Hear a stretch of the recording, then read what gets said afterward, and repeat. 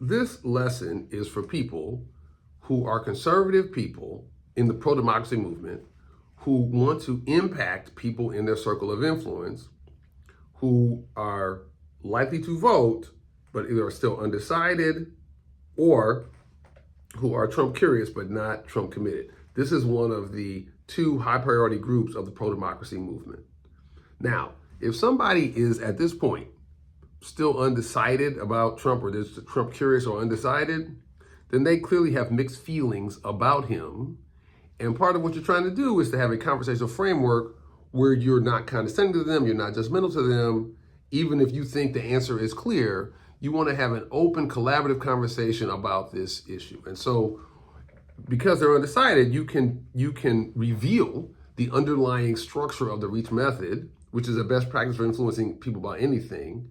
And I will say that structure to you now. Basically, the reach method, there's a conversational sequence that basically usually goes like this.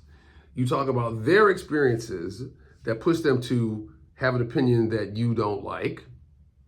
Then you talk about your experiences that tend to support the opinion that you don't like.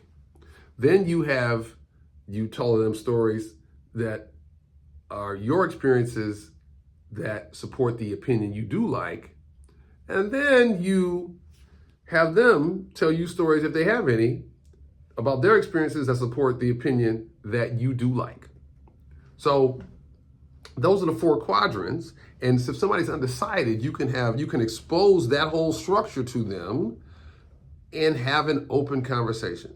Now, as a conservative person, you have a special superpower that progressives don't have. And that is, you can probably talk more easily about experiences you've had that support the pro-Trump position. We will talk about that in a lesson about that. But too many progressives have such strong reactions. They have trouble doing that. They have trouble doing that part of the conversation, that part of the method, which decreases their effectiveness. That is one of the superpowers of conservative people in the pro-democracy movement.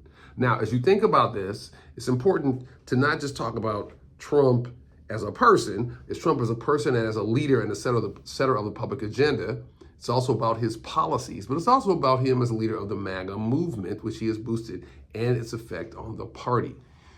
So, as we will discuss, you need to be broadly open to all of that and put that all on the table, because all of those aspects of him affect people. The point here is that you can have a broad, open discussion and express appreciation for being able to do that in ways that progressive people have trouble doing.